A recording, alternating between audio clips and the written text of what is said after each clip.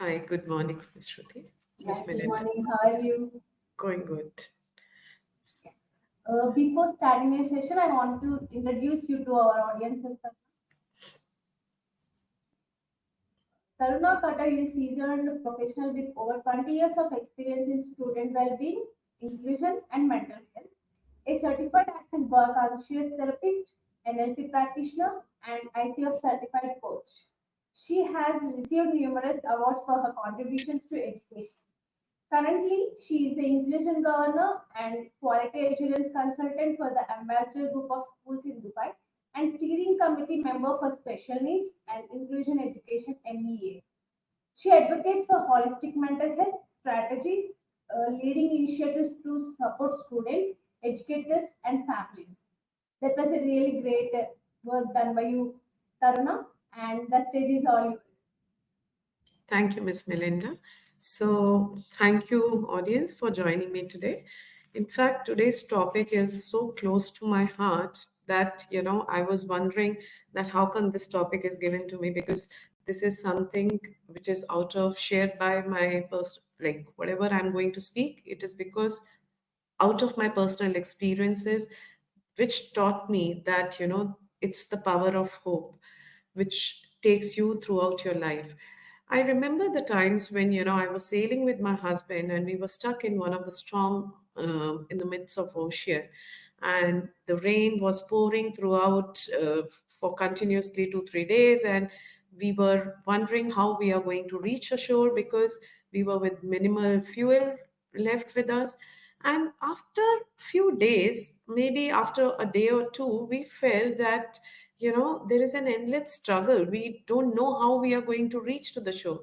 Now suddenly, by the like it was towards the evening, and we saw that the sun break through the clouds, which gave us the hope for guiding us to the safety. And most of the time, whenever we are in stuck with so many challenges, life is all about challenges. I know everyone goes through the challenges, and when there are some kind of challenges, it looks like a storm, like how it was for us, and leaving us lost and overwhelmed. And spirituality, it acts as a anchor or light which helps us to deal with those challenges and keeps us steady and calm when everything is uncertain. Now, today, it's like in this session, we are going to learn about nurturing how spiritual well being can transform our mental health, not only to, survive, but also to thrive, how we can really live it meaningfully. So, as we all know that today's kids, we are all are aware that today the world is dealing with major challenges related to mental health issues. Especially if in case we talk about adolescents, they are struggling because of their studies, because of their academic pressures, because of social media influence, and so many other things. So it is one out of, according to the study, 7 adolescents are experiencing mental health disorder. The increase in these challenges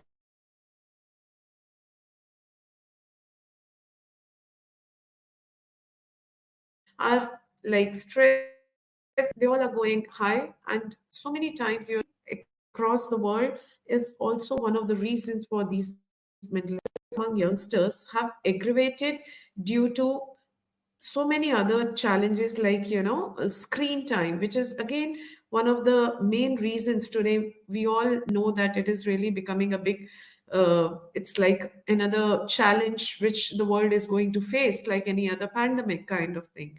Now, why do you think that the how in fact it is going to impact? Now, as we all know that the challenges at this crucial stages of adolescence is about identity formation. In fact, all these children, they are always looking for their identity formation at this stage, and they, because of which they're emotionally they are more vulnerable. If in case we all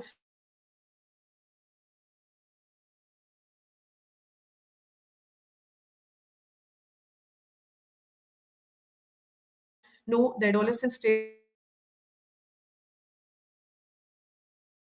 is one of the most with their own the hope of stability, strength, self discovery, and growth is one of the things which help them to give them, optimistic life, and also the improved focus, which most of us are today struggling with, because most of the kids today, if you see, because of a lot of exposure to gadgets, they are not able to concentrate on a lot of things, and their focus is becoming a challenge. So not only this, spirituality will help them to manage them emotionally, but also they will help them to be more resilient. They will help them to be, more what you call it as calm, and handle things with more optimistic point of view, perspective. Now introspection, mindfulness, all these things are one of the ways to uh, start dealing with it. Now therefore spirituality, when we integrate in the mental health, interventions are all fostering holistic healing and personal growth in young individuals. According to the research framework and theoretical backgrounds, now we have been knowing that, many psychologists have validated that with the theories like psychosocial development, or if in case we know about Maslow's hierarchy theory. All those theories had been talking about how identity versus role confusion happens at this point of time, especially when they are in adolescence age, because that's the time when they form their identity. And at this stage, when they are there, they start feeling that you know they are so confused at this stage. But when they are having beliefs and values and purpose which are often shaped by spirituality, and if they are very strong, the individuals can have strong purpose, can help them to, deal with any kind of challenges more effectively, and they are more resilient, and their emotional well-being is taken care of. Now similarly, when we talk about Maslow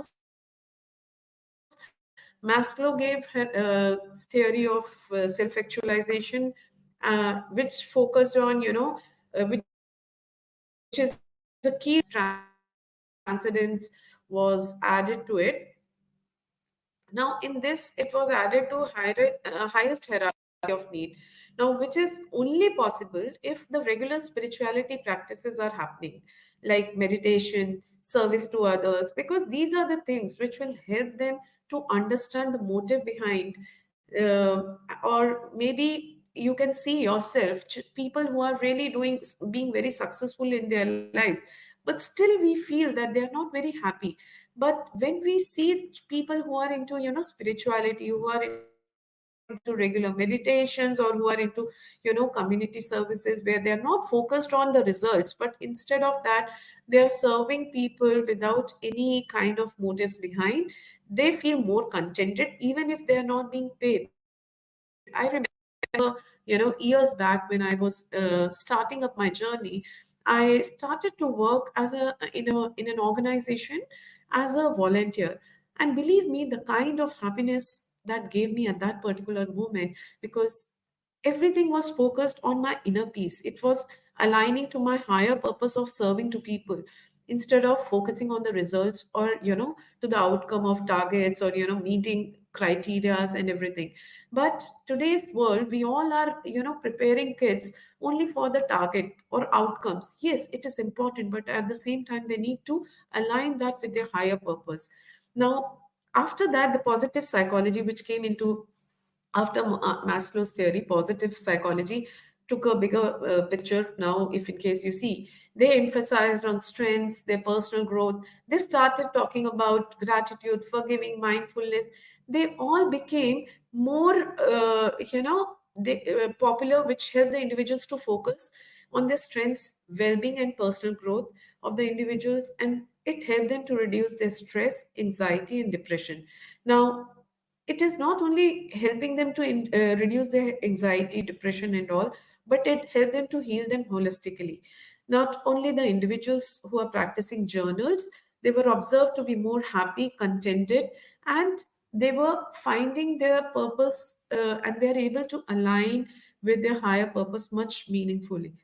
Now, if in case you see the neuroscientific insights, they say, according to the research, indicates that meditation, prayers, or any mindfulness spiritual experiences are able to give us self-awareness, emotional regulation. Their children are able to make good decisions, and you can feel more, happy and contented most of the time.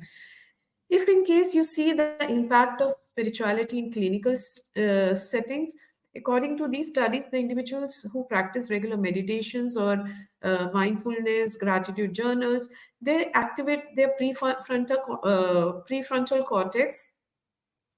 They are able to enhance their self awareness, emotional regulations, and decision making in a better way.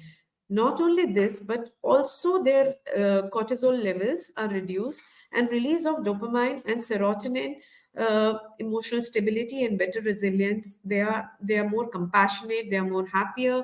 And if in case we see that their traditional, mental health intervention become more holistic path towards their healing. Now, if in case we look into the cross national studies from 12 countries, which had been done by the different universities like Brock and further by Taylor Vendeville, uh, a prominent researcher in this field has conducted this extensive studies on this relationship between the religion, spirituality, and health, focused on key metrics such as levels of stress, depression, anxiety, life satisfaction, and resilience in relation to your spiritual practices and beliefs. Now, this research was done in anxiety and depression in the people who participated, and the study was done amongst 75,000 population across different, these countries were India, US, China, Brazil. All these countries were part of this research, and it was seen that there was a reduction in 30% anxiety and depression amongst the people. Even in their emotional regulation and higher life satisfaction was seen, and they were seeing that low suicidal risk in those people who are spiritually connected and they had higher sense or higher purpose in their lives. Now, if in case we talk about uh, the data, sorry. So, as individuals who regularly engage in meditation, prayer, or gratitude exercises, they reported significantly lower levels of stress and emotional distress. Countries where strong cultural spirituality, like India, Brazil, South Africa, they showed more pronounced effect, with the depression levels around 40% lower in their spirituality, sorry, where we had spiritually active participants. Then stress management, where 67% of population who practiced spirituality reported better stress coping mechanisms. Now, people who were practicing meditation and mindfulness, these users exhibited 22% lower cortisol levels, which is again as measured through biological makers in longitudinal studies. Uh, Now, the other one was influence on their life satisfaction and well-being. It is higher due to spiritual identity or faith-based support system. They experienced more happiness and psychological well-being, uh, where the participants where spiritual engagement was more, 25 to 30% higher life satisfaction scores were seen across. Now, in this 75,000 population, even if you see 20,000 participants were actually uh, from the age group of 11 to say 16 years of age. So all these data which I'm sharing with you showcase that its impact, the spirituality impact, whether it is in terms of meditation, whether it is in terms of mindfulness or any kind of prayers, all these things help them to have a better life, and well-being, emotional well-being was higher for them, and their life satisfaction was higher. Now, I would like to share one of the cases where I worked very closely with this child, where this child who was giving her grade 12 exams, which was an external exam, and she happened to meet with one of the car accidents, which was very traumatic at that in the middle of the exams where, final external assessments are going on. And she was left with a lot of fear, anxiety, and trauma at that difficult times. Emotional distress was high, so much overwhelming emotions that it was difficult for her to manage her emotions initially. She found it too difficult to cope with the uncertainty and the physical pain, apart from that emotional pain which she was going through. But her family had always, in her younger years, she was always exposed to her meditations and prayers as a religious practice at home. So, since her early years, as she was exposed to it, it became easier for me to enforce one of a very good healing prayer, which is, I don't know if any one of you is familiar with this. It's an Hawaiian prayer, which is called Ho'oponopo prayers. With her, I started off with that. And with that prayer, she was able to focus on her healing through her forgiveness, self reflection, and reconciliation.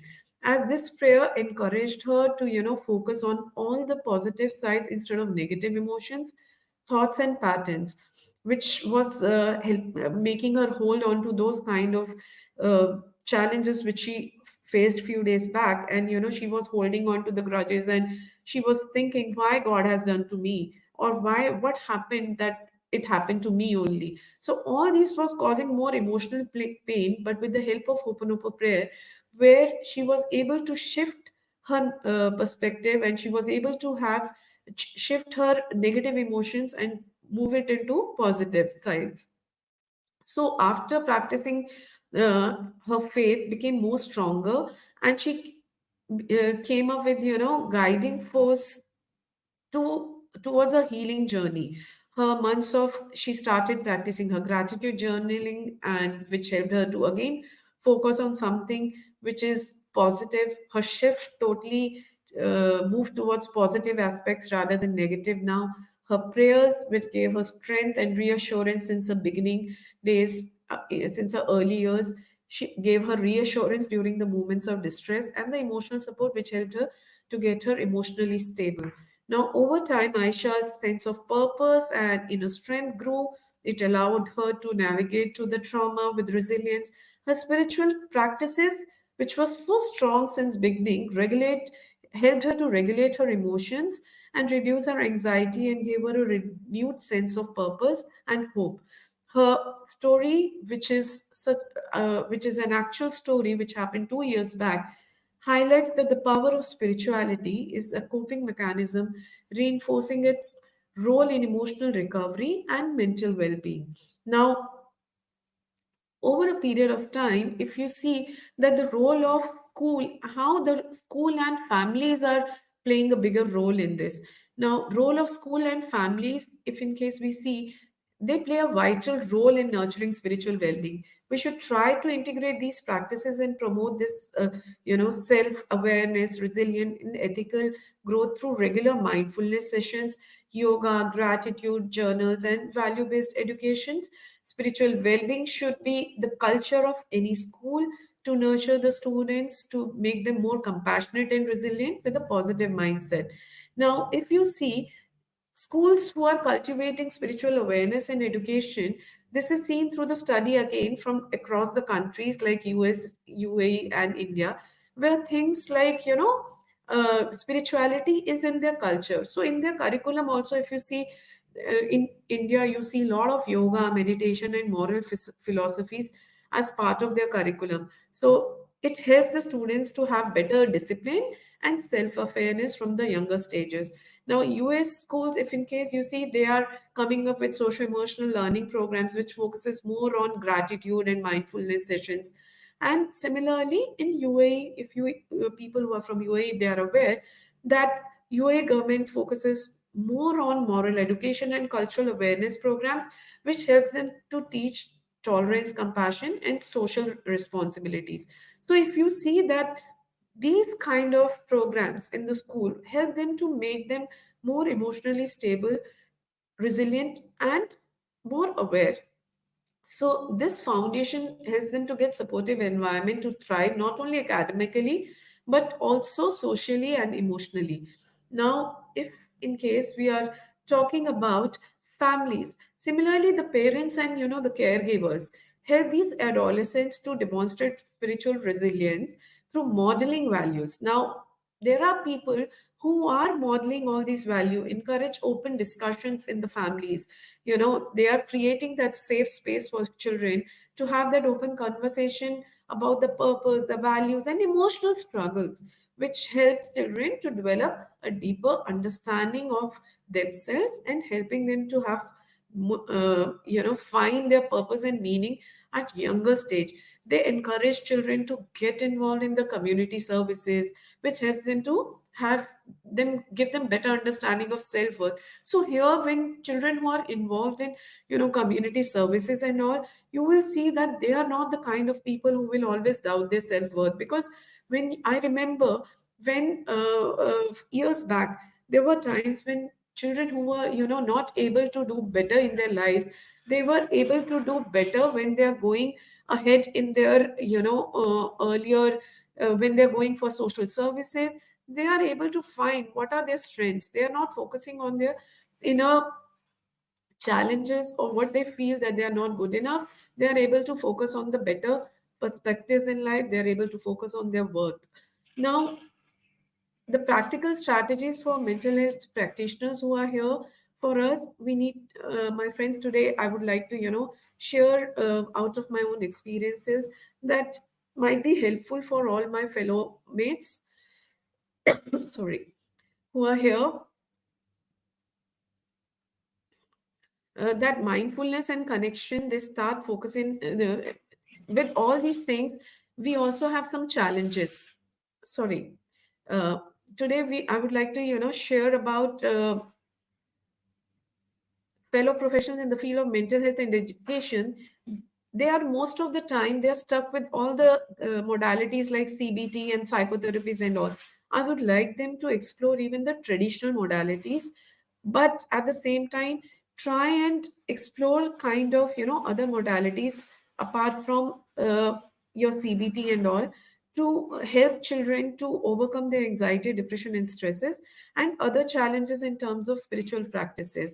So helping them to bring in their mindfulness, gratitude, or even the Ho'oponopono prayers, which we talk about, which helps them to heal not only themselves, but also it will help them to be a pillar of strength for others in, and encourage releasing their negative emotions, thoughts, and patterns from time to time.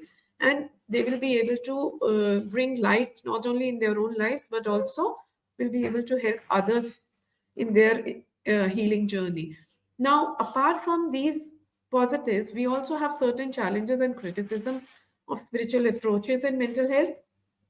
That is your first is, most of the time we are often mistaken spirituality versus religion. This is misunderstood and creates so much of confusion in people. And with today's generation, I would say children are much more smarter, and they are able to figure out that spirituality is not about religion. It is also about connection to the universe, not to any particular rigidness which we need to bring in terms of religion. It can create confusion if in case we are not handling it in a proper way. Instead of focus on personal growth, they will be of mindfulness and connection, they start focusing on religion, in rituals, or teachings, which may lead to resistance at times, and ethical concerns about imposing their own belief systems in their lives. Now, second challenge is absence of consistent evidence. Now, as we are part of, scientific validations are always important. Lacks rigorous scientific, because we are not having, spirituality doesn't have any scientific validations at larger scale. So bringing it to the mainstream mental health care becomes a challenge, and sometimes it can create criticism that it is unreliable or skeptical.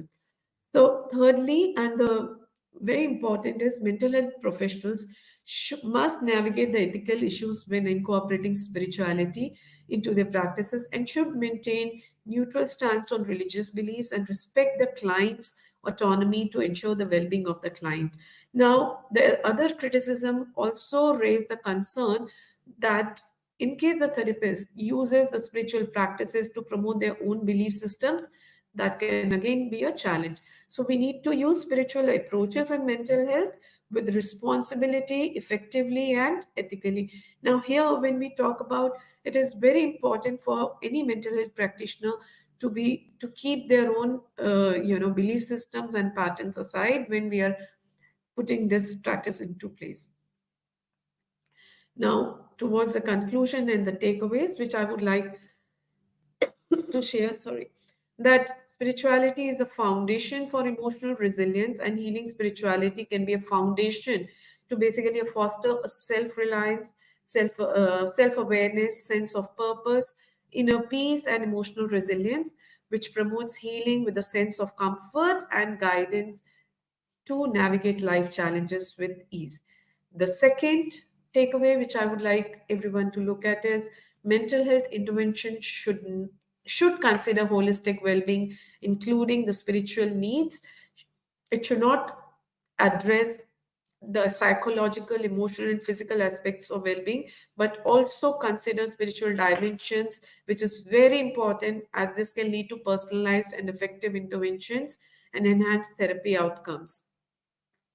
Now, further research is required to integrate spirituality into therapeutic practices so that to optimize the integration of spirituality in mental health, and we can use this interventions rigorous if in case we have rigorous scientific studies and clinical trials. It will help us to bring best practices and address all these ethical concerns and refine the role of spiritual uh, spirituality in our therapeutic approaches, and ensure that it is applied in the ways that both are beneficial and it is done in a responsible way. I'm not sure if I have more time.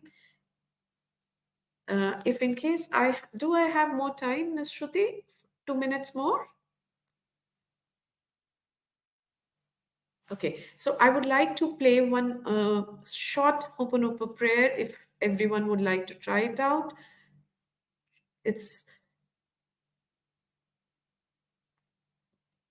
uh, okay. So if you can just close your eyes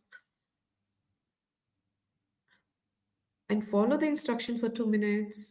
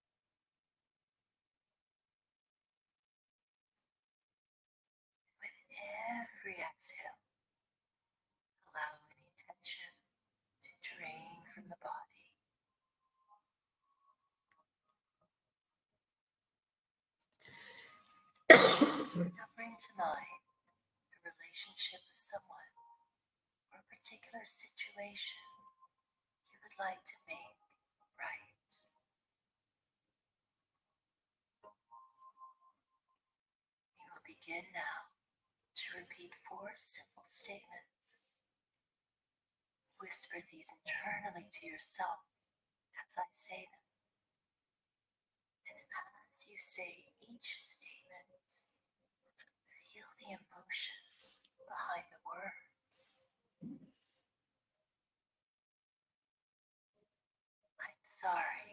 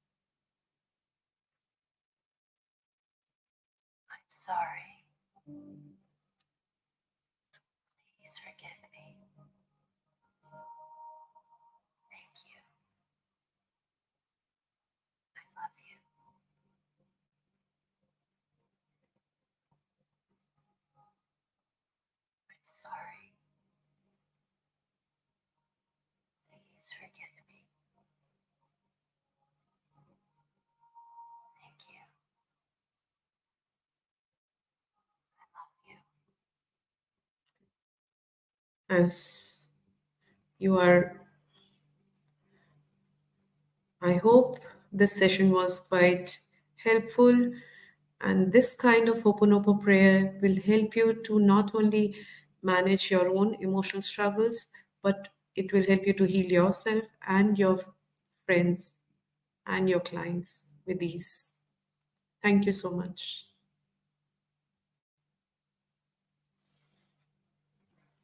Any questions?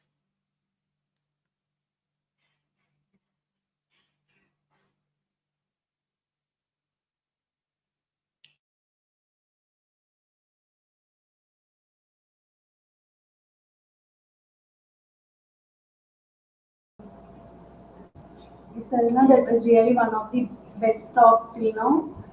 Thank you And so much. we have a few questions from our audience, Tarna. I Yeah. want to ask you one of them. What strategies do you recommend for creating a truly inclusive school environment? Yeah, there are a lot of strategies because normally we have been involving my students who are here. We involve all the students because it helps them to. We are not only looking at the inclusion, but we are also looking at the well-being of the students. So when we are into the systems, we involve our regular mainstream students to come and participate to help the students who are with diverse needs. So these are the students who come forward, they help, they learn empathizing, they learn to be grateful. So the well-being aspects are taken care of along with the inclusion. So this is one of the strongest, I would say, strategy which I would like to bring into the practice. Yeah. Yeah. Thank you for your talk, Thank Tarna. you. And thank you.